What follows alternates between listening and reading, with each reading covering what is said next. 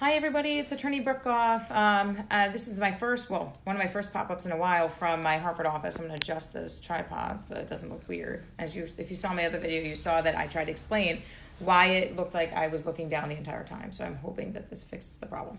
All right, so I like to do these pop-ups and I do them around the time that I get the questions in on certain specific issues. I've been getting a ton of questions. I think it's being fueled by the radio show on what do I do if I'm in a car accident, right? What do I do if I'm in a car? If you talk to an attorney, it's called a car collision, but a car accident. So firstly, if you're in a car accident, you need to sit there and say, am I okay? All right, that's number one. Medically, take care of yourself. Okay, everything else will take care of itself in the later time. Pictures, you can get pictures later potentially, but your health is most important. Number one, and I'm not just saying that because I'm an attorney. I'm saying that because it's the truth.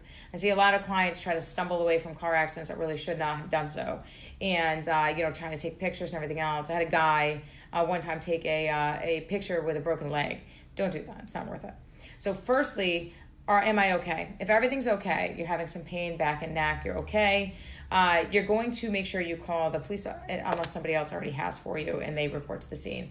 That's key. So police intervention, I can't tell you enough. I talked about this on the radio show today. I'm going to talk about it again.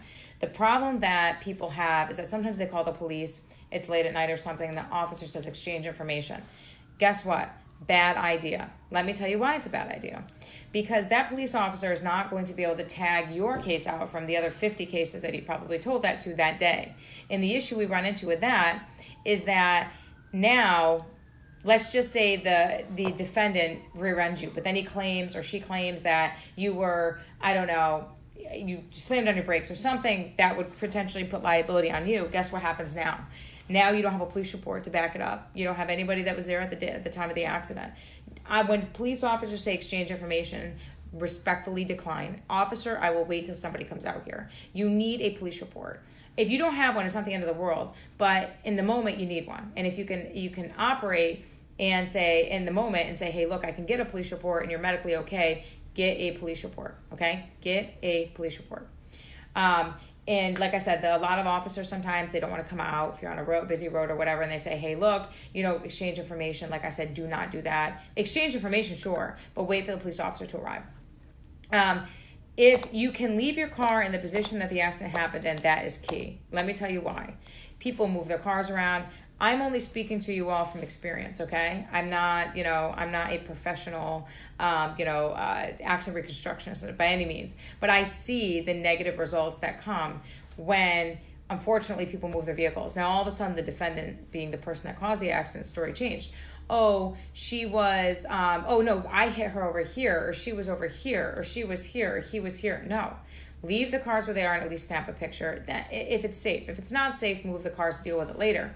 But you want to get pictures of your car and their car at the scene. Let me tell you how many times we try to chase vehicles, not literally, but somebody will come in my office and they'll be like, hey, Brooke, look, I have, I was in an accident and, the other car was much more damaged than mine, right? So the insurance company, your car might not have a lot of damage, but theirs did. And the insurance company looks at your damage and says, how hurt could they be? They only have $1,000 worth of damage. They try to utilize that and say, hey, look, because your car's not damaged, you're not injured, right? But what you don't know is that their car is totaled.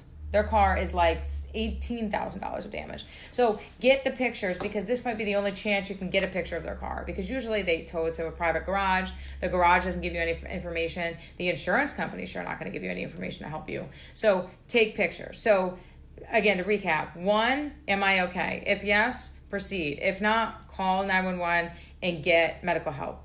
2, if you're okay, call the police. Officer, I need somebody out here. Ma'am, exchange information. I respectfully decline. I really want somebody out here to do a report. Fine, they have to come. It's their public duty unless it's unsafe weather. But that doesn't happen often. If you can leave your cars in the same spot, leave them there. Why? Because, like I said, it's evidence. It's a scene, and I can't tell you how many times people change their stories. They change them every day. I have a rear end case right now, and the woman's trying to claim that my client jutted around her, and then she had to come in and then hit her from behind or something. The problem is, luckily, my client took photos that show that her story is impossible. But 9 out of 10 clients do not take photos, or they only take photos of their vehicle and not the scene itself. Take pictures of the cars and the vehicle if it's safe. If it's not safe, if you're on a main highway or something, ask the police officer to take photos because they'll happily do it, okay? So now you've realized you're okay, took the pictures, can I leave the cars there? Always exchange information. I do not care if the police officer takes the information to the other person. Let me tell you why. Police reports are funny, finicky things, okay? Sometimes they can take us 2 months to get them because the officers are so in backlog a lot of times. So the issue that we run into with that, right, is that now I don't have the insurance information for the other driver. The drivers usually are not forthright with their insurance companies when they cause an accident, right? So now now you're waiting 4 to 5, 6 weeks to get your car fixed and to get the claim accepted because nobody knows who the insurance company was for the driver that you only know their name, no insurance. Get a copy of their insurance card. Guys, I'd hold up my iPhone, but I actually record these with my iPhone. But take your iPhone, it's a beautiful thing, all right? We're actually in the process of putting together an app that going to be a free app. It gives you all this information, a place to store your photos, a place to, the checklist, am I okay? It's gonna walk you through all this. It's gonna be a great thing. We're really excited about it. The anticipated launch is gonna be somewhere around December, I think. We're working with a private company on that. But get the photos and then take a photo of the insurance card. If you can, get a photo of their license. People are weird. People a lot of times think somehow you're going to be able to identify them by their license, although you're going to be able to do that anyways after the police report's out. But at the very least, get a photo of their insurance card, okay? Geico Insurances gives me the policy number and the claim number, all right? So now you're okay. You've taken pictures of the car. You've called the police and took pictures of the scene, hopefully. Called the police, and now you got the insurance info of the other driver, which you have a photo of, right? Now, what do? Well, if you're still sore, get that medical attention, right? So hospital bills are expensive things. If it's late at night, you're not gonna have a choice. But if you're like neck and back pain, there's really no big difference other than like probably, 15 to 20 times the cost of going to an ER or an urgent care. And I'm not asking to play doctor here, but an urgent care is not necessarily the worst thing in the world. But if it's late at night, go to the hospital.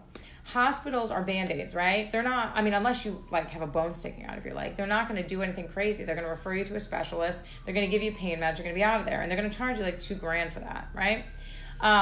In Connecticut, there's this misconceived notion, and you have to understand this. Your medical bills are not paid till the end of the case from your insurance. What does that mean? If you are in an accident in Connecticut, you have got to use your own private health insurance. If you do not, the defendant, the person that is responsible for the accident, can potentially be forgiven of having to pay your medical bills because you had a way to pay them and you chose not to. You have a duty to mitigate your damages. That's what we call this in Connecticut, okay? And if you don't do that, you're going to have significant problems because what's going to end up happening is your bills are not going to be paid by insurance because you're going to get hit with timely filing, and the defendant's not going to be held responsible, okay? Very important. Got to do it. Non-negotiable. Use your health insurance. You go to the hospital, here's my insurance card. You go to you take an ambulance, here's my insurance card. You get a bill in, here's my insurance card. So let's say you've gotten the treatment and you don't have insurance and you're concerned. You say, hey, look, I have a back and neck injury now. I don't have insurance, or I have insurance, but I can't afford a $40 to $50 copay with a chiropractor. What do I do? Well, this is where you got to start considering whether or not you want to get a lawyer involved, okay? Lawyers, like myself, we have relationships with doctors. I have relationships with, I can think of, 50, 60 doctors around Connecticut, right? Probably more. Those are like the main ones, probably more. And we do what's called a letter of protection, which means that you can see these doctors with the understanding, with the doctor's office understanding, that they only get paid at the end of the case if there's a settlement. What does that mean? There's no risk to you. So let's just say you want to see a board certified physician. We all know State Husky Insurance is not the best, right? If you want to see somebody that's board certified, you have to get it through the hospital, and that takes, a million years to happen? Literally these people are booked out for months. So what do? With a lawyer, like my office, we do letter of protection. So we have these relationships with the doctors. We have trusted relationships where the doctor says, hey, look, Brooke, I know you're going to honor my lien. I will see your clients, insurance or no insurance, under an LOP, which means we only get paid our fee until at the end of the case. That's huge. It opens up your network of being able to see providers tenfold, okay? Humongous. And it allows you to actually get the treatment you need so that this person that hit you can actually be held accountable for what they did. Too many people don't treat, I have no insurance, I can't afford it. You don't need to be able to, okay? What's important is that you get the treatment you need, And then at the end of the case, the doctors get paid, buying through what's called this letter of protection with the attorney. A lot of people think, oh, attorney, money. Guys, a lot of work goes into these cases, okay? Tons and tons. And the LOP is one benefit of having a lawyer. We don't get a VIG or a kickback for it. You get to actually go to the doctors we deal with a bunch of them. And if we don't deal with the doctor you want to see, we try to facilitate that relationship for you to see them. And in every city. So in Hartford, I have clients that come in all the time. We send them to, I'm not going to say on the air, but we send them to many different doctors throughout Hartford that are very fantastic, great, well-respected. My clients regularly thank me on a regular, saying, Brooke, this was great. I can't believe I can actually see this doctor. I have Husky. I'm not used to seeing physicians. They actually give me a bottle of water when I walk in or something. Yeah, that's what real doctors do, okay? So, again, if you have state, you have to use it or try to use it, but they're going to deny. State in Connecticut does not cover chiropractic.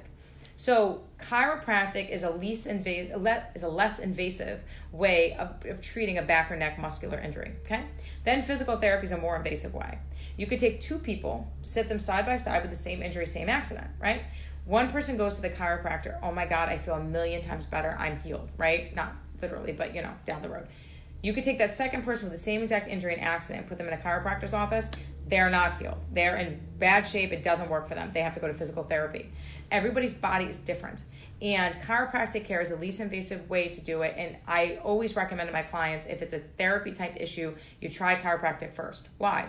Because you're not going to dive all in initially, right? You want to see what least invasive method I can use to get myself better, okay?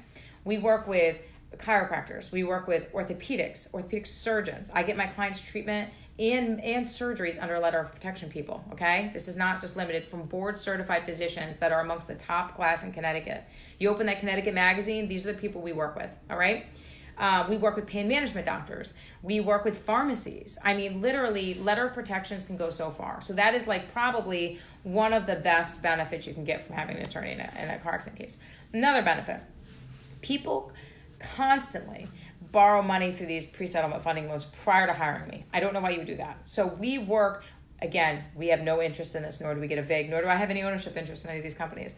But we work with companies and we force them to lower the interest rates. This is crazy. 40%, that's insane. If they want the business of my clients, they're going to give my clients a interest rate that's realistic and that's, doable.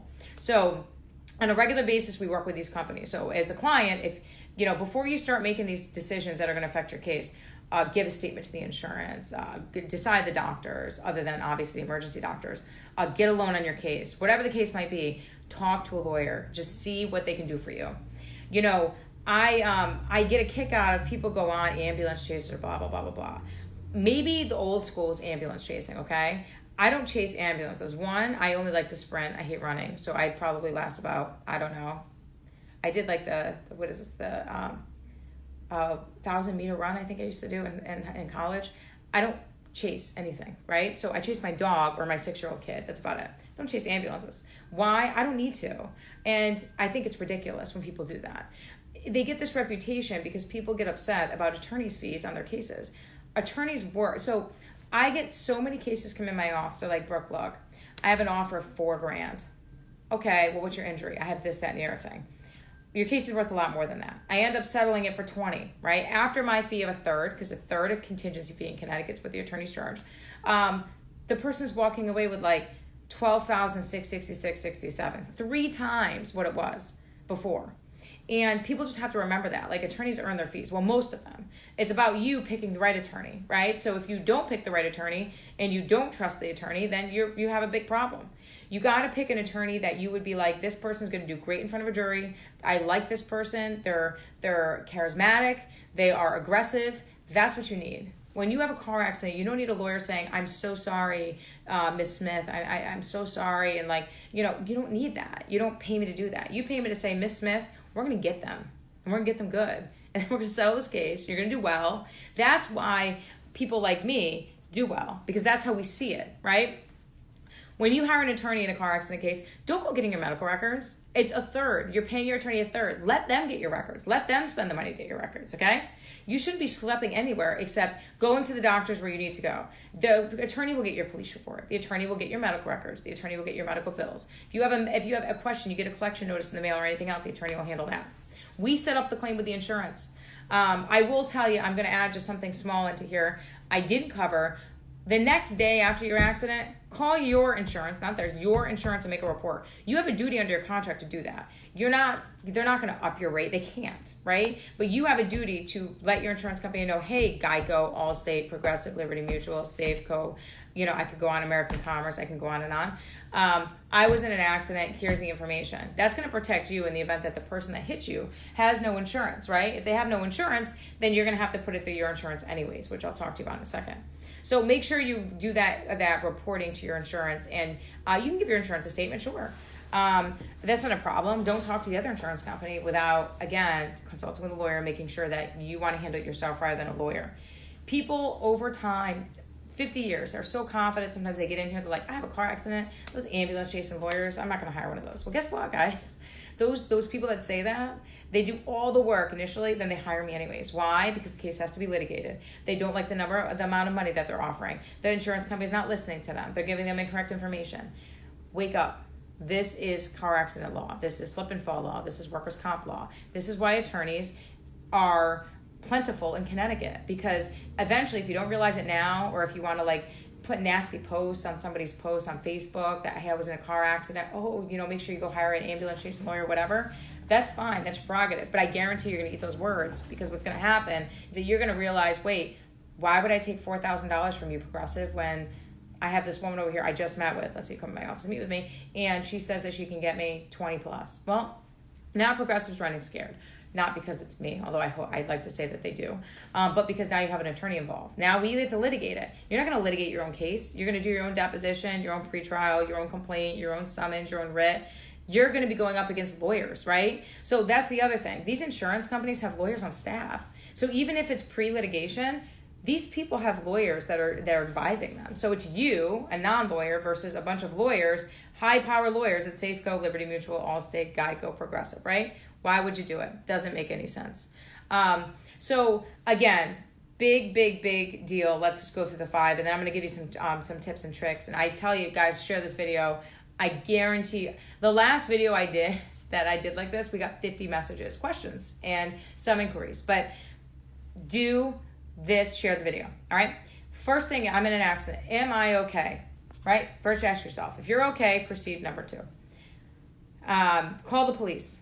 Officer, I need somebody to come out here to respond to the accident. Ma'am, I'm so sorry. Just exchange information. I respectfully decline, officer. I would like somebody to come out here and do a police report for us, please. Thank you. If it is safe to get out of your vehicle, what are you going to do? Get out and take pictures. Take pictures of the scene. Take pictures of both vehicles. Your vehicle is the least important in here. I mean, it's important, but you have access to it after the fact. Get the picture of the vehicle from the other person, because they're going to either they're going to total it, they're going to put it in a shop, and you're never going to find it, right? Or we're going to have to pay people to find it, and you don't want that either. Next, don't move your car unless, well, I should really reverse the pictures, but regardless, don't move your car unless you absolutely have to move it because it's a busy highway. Get out, take pictures of the scene, let the cops come and find what they find. Okay, skid marks are important. All these things are super important, and they're going to save or destroy your case, all right? So again, the evidence, this is the most crucial 24 hours in the case other than your first 24 hours of a jury trial, okay? Right here, you're setting the tone. Next, get the insurance information of the other driver. Snap a picture. iPhones are beautiful things. Samsung, Galaxy, whatever you have, Microsoft, Google thing. Take a picture of the insurance card. I need that policy number, okay? I need it. Because sometimes police reports are delayed by a month. The last thing I want is one of you coming to my office and me saying, hey, look, the police isn't going to release the info. We can't get it. It's not ready. Now it's 4 weeks and you can't get your car fixed, or you're paying a $500 deductible out of your pocket. Do not do it, okay? Don't do it. And call a lawyer to discuss your options. As I said, prior to that, call the insurance and report your claim to your insurance. You have a contractual duty to do that. Do it. Don't be stupid about it. You're not hiding anything. They're going to find out anyways. Trust me when I tell you, you're not hiding from anyone. They're your friend. They're going to fight for you, your insurance, okay? So if there's a problem, they're going to fight for you. So make sure you put them on notice. And then, like I said, call a lawyer, discuss your options. I'm happy to help you. Obviously, you guys all know how to reach me via Facebook. But again, 203-399-0000 is the office number. Option 1, if you're a potential new client. Or you can social media, follow us on Goff Law Group. Or you can email at Brooke, BROOKE, at gofflawgroup.net. Or you can text me directly, 203-913-4179. Now, a couple hints and tricks, okay? One, I was in a car accident. I'm not saying this, I'm giving you an example. I was in a car accident, and the person that hit me doesn't have insurance. Do I have a case? Absolutely, positively, probably. Yep. So in Connecticut, we're required to carry UIM insurance, underinsured motorist, uninsured motorist coverage. In the event somebody hits you without enough coverage or with no coverage, guess what happens? Your insurance jumps in and insures you. And you are not penalized for that. You are not charged for that. It is none of the above, okay? Literally, you utilize it, you pay for it, use it, okay? So your coverage, you all need to make sure that you have enough coverage on your policy. I recommend anybody on 100-300 policy. That way, if somebody hits you without insurance and they create some real damage, at least you have 100-300, and the difference in price is not that bad. So somebody hits you without insurance, can I have a case? Absolutely. You have something called uninsured motorists on your policy. However, what if your policy lapses? Well, then you might be screwed. 2, I'm a pedestrian. I've never had a license, or I'm a minor pedestrian. I've never had a license. I don't have a license. I was hit by a driver. I was hit by a car in the crosswalk and they drove away. What do? Well, that is a triple negative, right? So now you don't have a insured vehicle to go after, and you don't drive, so you can't put it under your coverage. What do? There is a little secret in Connecticut. It's called the household rule, right? And the household rule means if you live with immediate family, mother, father, grandmother, aunt, uncle, sister, brother, whatever, a domestic partner it extends to, then guess what happens? Even though you're not listed under their policy, they have to cover you under the household provision. I would have to look at the policy to obviously be sure that this policy doesn't exclude it, but I've not seen a policy exclude it yet in Connecticut. So what does that mean? If you're hit by an uninsured driver and you don't have insurance yourself and you think you're SOL, you're not. If you live with somebody with car insurance, guess what happens, people? You open yourself up to the household rule. You open yourself to their insurance. Doesn't make their premium go up. They can't penalize them for it. You're collecting under what's called their underinsured motorist provision. I always tell people, it doesn't, the question from the insurance company is, do you have, the question from people is, do you have insurance, right? That's what they always ask, the insurance company, other insurance. Your answer is no. Then they say, do you have anybody else in the household that drives that would need insurance? The answer is no. So by you excluding this person off your policy without the license is actually you're not hurting them. You're not going against your policy. But in Connecticut, we have this beautiful household rule, so it actually applies to them. So like I said, in the event you're in an accident, and you are a pedestrian or a bicyclist, and you don't have insurance yourself, or you're too young to have a license, but you live with somebody with insurance, guess what? We put the claim in through their insurance, and we're successful 8 out of 10 times. And it really, I had a guy with a broken leg without insurance. He thought the case was over. He calls me like 2 months before the statute of limitations. We got him $185,000 that he had no idea what he would have even been entitled to. So again, household rule. I've gone over some quick tips for you here. I hope you've all learned something. I hope if you've learned anything, it's that you can benefit from a lawyer. We're not all ambulance chasers. This isn't what we do. We're professional people. Many of us, I can't speak for everybody. We choose cases on the merit. I give everybody, it's a free consultation. I give everybody a really low down. I'm very straightforward. If you can't figure that out, I give them a lowdown of the process, of my recommendations, and it's up to them whether or not they choose to move forward. There's no fee for that consultation. We do it by Skype, FaceTime. We'll talk to you by email, phone, whatever's easiest for you. We do house calls.